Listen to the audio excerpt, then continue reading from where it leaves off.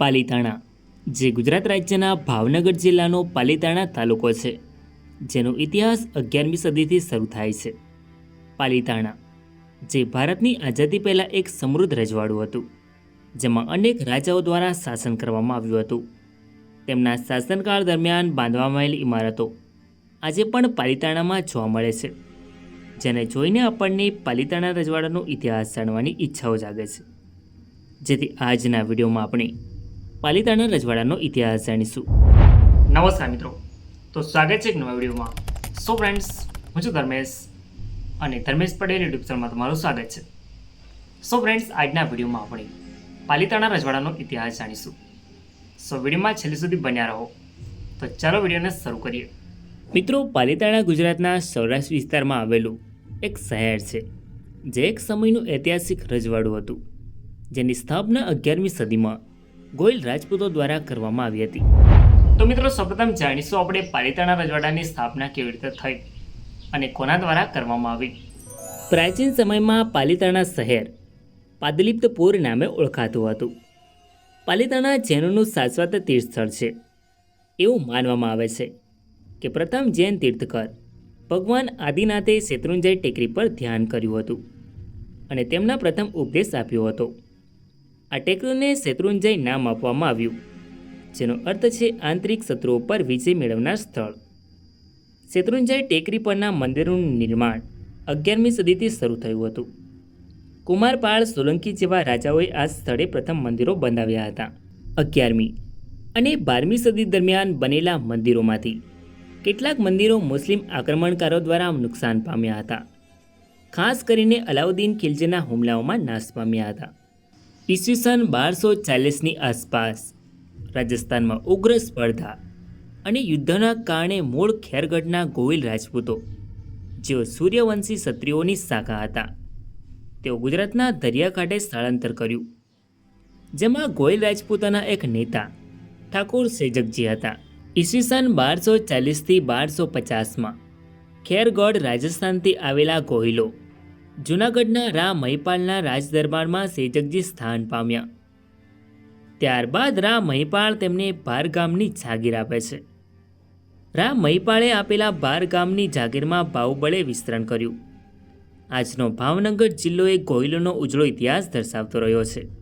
સેજકજીના કુંવર શાહજી પાલીતાણા ગાદીનો મૂળ પુરુષ છે. જૂનાગઢના રા તરફથી તેમને માંડવીની 24નો ગ્રાસ મળ્યો હતો, પરંતુ પાછળથી તેમણે રા ગ્રહિરીપુનો ટીંબો, જે ઉજ્જડ હતો, તે જગ્યાએ કાર્યધાર વસાવી ત્યાં ગાદી સ્થાપી. જી હા મિત્રો, આવી રીતે શરૂઆત થઈ પાલીતાણા રજવાડાની. પાલીતાણા રજવાડાના શાસકો ઠાકોર સાહેબની ઉપાધિ મેળવતા હતા. ઠાકોર શાહજી સેજકજી. ઠાકોર શાહજી પાલીતાણા રજવાડાના પ્રથમ શાસક હતા, જેમને જૂનાગઢના રા તરફથી માંડવીની 24નો ગ્રાસ મળ્યો હતો, પરંતુ પાછળથી તેમણે કાર્યનો ટીંબો જીતી લીધો અને તે જગ્યાએ કાર્યધાર વસાવી અને ત્યાં ગાદી સ્થાપી, જે પાલીતાણા રજવાડાની પ્રથમ રાજધાની હતું. ઠાકોર શાહજીએ વર્ષ 1226થી 1246 સુધી પાલીતાણા રજવાડામાં શાસન કર્યું હતું. ત્યારબાદ વર્ષ 1246માં તેમનું અવસાન થાય છે. ઠાકોર સરતાનજી શાહજી. ઠાકોર સરતાનજી વર્ષ 1246માં પાલીતાણા રજવાડાની ગાદી પર આવે છે. તેઓ પાલીતાણા રજવાડાના બીજા શાસક હતા. ઠાકોર સરતાનજીએ વર્ષ 1246થી 1250 સુધી પાલીતાણા રજવાડામાં શાસન કર્યું હતું. ત્યારબાદ વર્ષ 1250માં તેમનું અવસાન થાય છે. ઠાકોર અરજણજી સરતાનજી. ઠાકોર અરજણજી વર્ષ 1250માં પાલીતાણા રજવાડાની ગાદી પર આવે છે. તેઓ પાલીતાણા રજવાડાના ત્રીજા શાસક હતા. ઠાકોર અરજણજીએ વર્ષ 1250થી 1300 સુધી પાલીતાણા રજવાડામાં શાસન કર્યું હતું. ત્યારબાદ વર્ષ 1300માં તેમનું અવસાન થાય છે. ઠાકોર નોગણજી અરજણજી. ઠાકોર નોગણજી વર્ષ 1300માં પાલીતાણા રજવાડાની ગાદી પર આવે છે. તેઓ પાલીતાણા રજવાડાના ચોથા શાસક હતા. ઉમરાળાના મોખડજીના મૃત્યુ પછી સમગ્ર ગોહિલ વસાહત ગ્રહણમાં આવી ગઈ. ઉમરાળાના વિસોજીએ બ્રાહ્મણોના બે જૂથો વચ્ચેનો ઝઘડાનો ઉપયોગ કરીને ગારિયાધારથી સિયોર પર કબજો કર્યો. થોડા સમય પછી ગોહિલોની મુખ્ય લાઇનની રાજધાની ઉમરાળાથી સિહોર ખસેડવામાં આવી હતી. જ્યારે ખેરડીના લોમા કુમાણે નોગણજીને ગારિયાધારમાંથી હાંકી કાઢ્યા ત્યારે તે સિહોર ભાગી ગયા. સિહોરના ધુનોજી તેમની મદદે આવ્યા, પરંતુ વેળાવદરમાં માર્યા ગયા. જ્યારે લોમા કુમાણ ખેરડીમાં હતા ત્યારે નોગણજી સિહોરની મદદથી ગારિયાધારમાં પ્રવેશ્યા અને લોમા કુમારના પુત્ર કંથળના નેતૃત્વ હેઠળના લશ્કરને કતલ કરી નાખી. પ્રદેશ બરબાદ થઈ ગયો હતો, પરંતુ લોમા કુમાણ કિલ્લો પાછો મેળવી શક્યો નહીં. ત્યારબાદ યોગ્ય સમયે શાંતિ પર હસ્તાક્ષર થયા અને લોમા કુમારને તેમના પુત્રના મૃત્યુના વળતર તરીકે પાલીતાણા પાસેથી સંપત્તિઓ મળી. ઉપરોક્ત બે મૃત્યુના પરિણામે સિહોરમાં એક દાયકાના તોફાન પછી નોગણજીએ અખેરાજજીને ગાદી પર બેસવામાં મદદ કરી. નોગણજીએ રાણીગામ કાઠીઓને આપી દીધું હોવા છતાં પાલીતાણા માટે કાઠી મુશ્કેલી શરૂ થઈ. ઠાકોર નોગણજીએ વર્ષ 1300થી 1360 સુધી પાલીતાણા રજવાડામાં શાસન કર્યું હતું.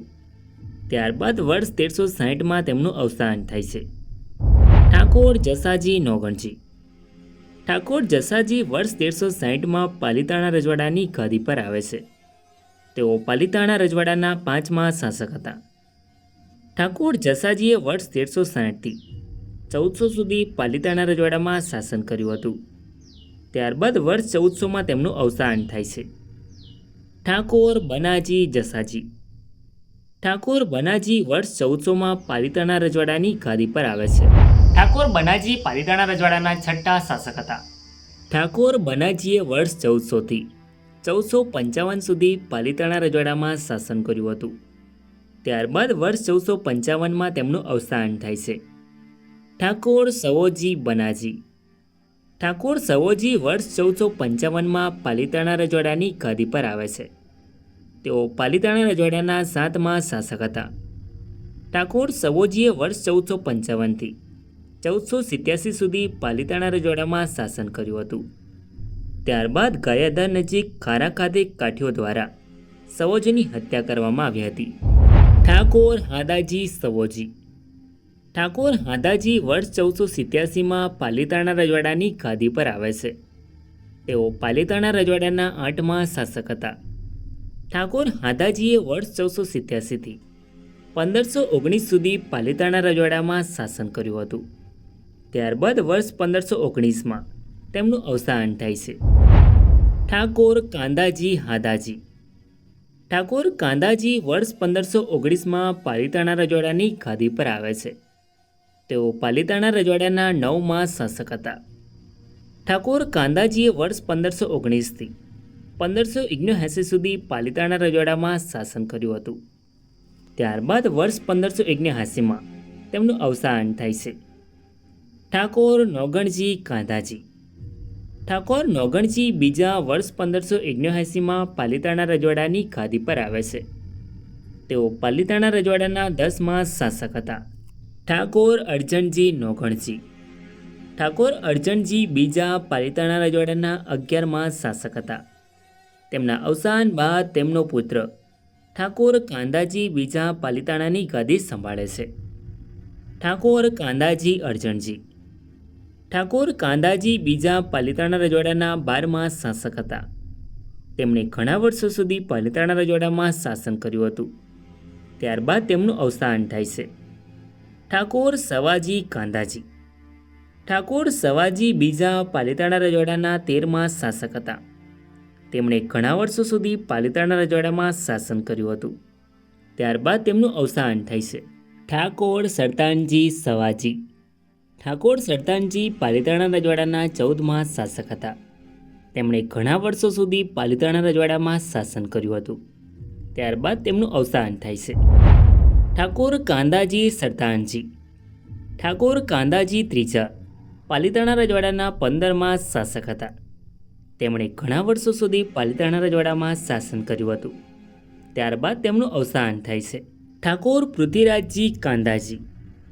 ઠાકોર પૃથ્વીરાજજી વર્ષ 1697માં પાલીતાણા રજવાડાની ગાદી પર આવે છે. તેઓ પાલીતાણા રજવાડાના 16મા શાસક હતા. ઠાકોર પૃથ્વીરાજે વર્ષ 1697થી 1734 સુધી પાલીતાણા રજવાડામાં શાસન કર્યું હતું. ત્યારબાદ વર્ષ 1734માં તેમનું અવસાન થાય છે. ઠાકોર નોગણજી પૃથ્વીરાજ. ઠાકોર નોગણજી ત્રીજા વર્ષ 1734માં પાલીતાણા રજવાડાની ગાદી પર આવે છે. તેઓ પાલીતાણા રજવાડાના 17મા શાસક હતા. ઠાકોર નોગણજીએ ઘણા વર્ષો સુધી પાલીતાણા રજવાડામાં શાસન કર્યું. ત્યારબાદ તેમનું અવસાન થાય છે. ઠાકોર સરદાનજી નોગણજી. ઠાકોર સરદાનજી બીજા પાલીતાણા રજવાડાના 18મા શાસક હતા. ઈસવીસન 1766માં ઠાકોર સરદાનજીને આલુભાઈ દ્વારા મારવામાં આવ્યા અને ગાદી પર કબજો કર્યો. તેમણે રાજધાની કાર્યદારથી પાલીતાણા ખસેડી. ઓડા કુમાણે આલુભાઈને ગાદી પરથી ઉતારી દીધો અને સરદાનજીના ભાઈ ઉનાદને શાસક બનાવ્યો. ઠાકોર ઉનાદજી નોગણજી. ઠાકોર ઉનાદજી વર્ષ 1770માં પાલીતાણા રજવાડાની ગાદી પર આવે છે. તેઓ પાલીતાણા રજવાડાના 19મા શાસક હતા. મિત્રો, ઠાકોર ઉનાદજી શાસક બનતા જ ઓડા કુમારને રાજ્યમાંથી હાંકી કાઢે છે. ઉનાદજીએ સિયોર પર હુમલો કર્યો અને બદલામાં પાલીતાણાનો ઘેરો ઘાલ્યો. તેમણે સિયોર પર હુમલો કરવા માટે કાઠીઓને વારંવાર ઠેકાણા પૂરા પાડ્યા. આ વારંવારના યુદ્ધો અને વિનાશક હુમલાઓને કારણે પાલીતાણા રજવાડું ટૂંક સમયમાં તેવામાં ડૂબી ગયું. ઠાકોર ઉનાદજીએ ઈસવીસન 1820 સુધી શાસન કર્યું. ત્યારબાદ તેમનું અવસાન થાય છે. ઠાકોર કાંદાજી ઉનાદજી. ઠાકોર કાંદાજી ચોથા વર્ષ 1820માં પાલીતાણા રજવાડાની ગાદી પર આવે છે.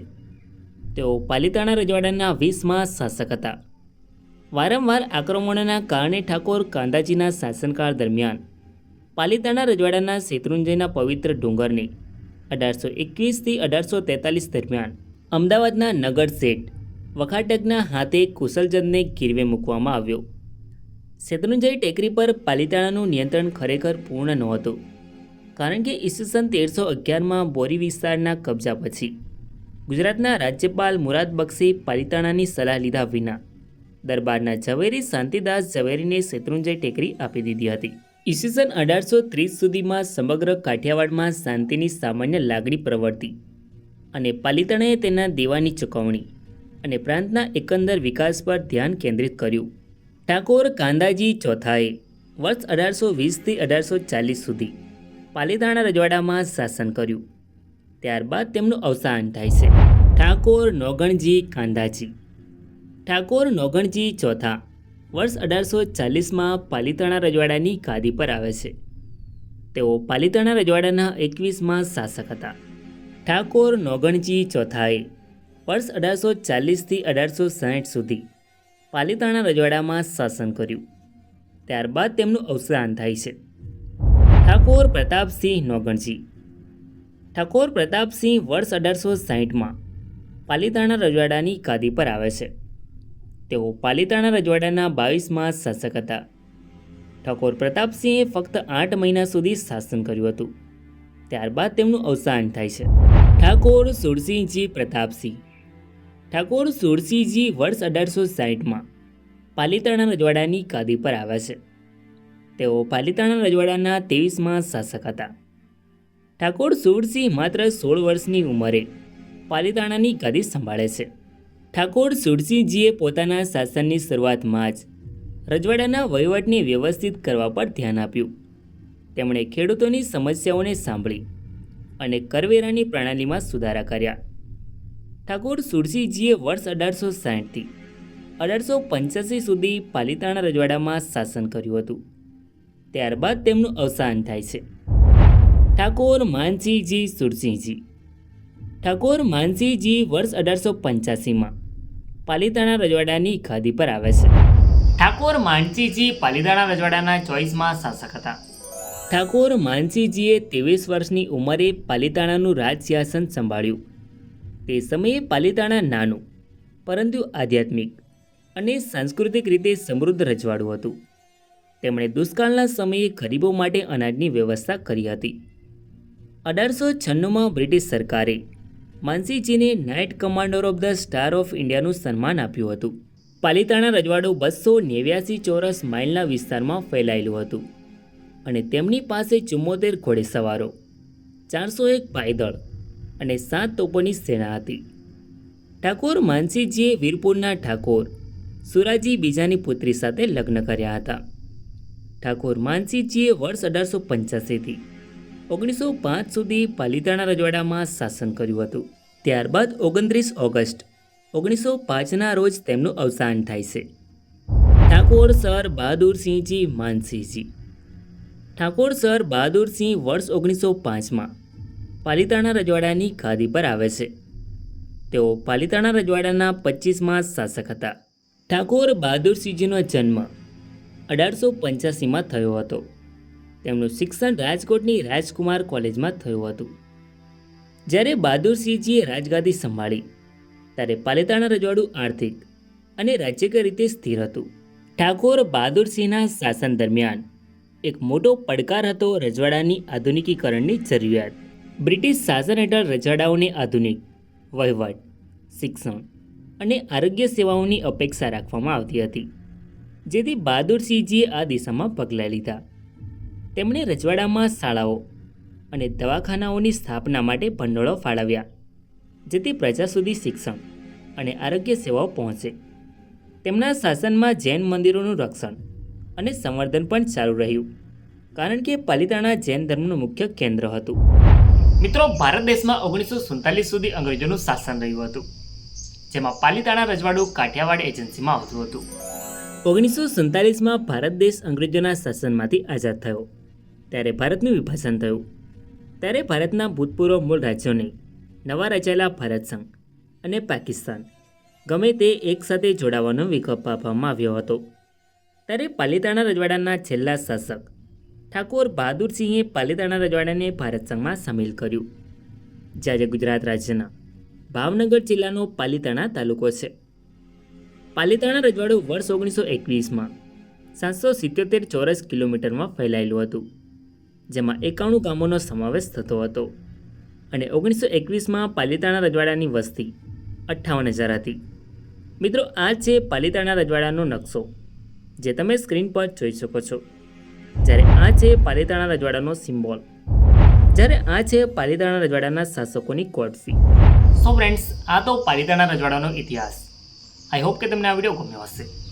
સો વિડીયોને લાઇક કરીને કમેન્ટમાં તમારો અભિપ્રાય જરૂર લખો. અને ચેનલમાં નવા હોય તો આવા જ નવા વિડીયો જોવા માટે ચેનલને સબસ્ક્રાઈબ જરૂર કરો. તો મળીએ નેક્સ્ટ વિડીયોમાં. ધન્યવાદ.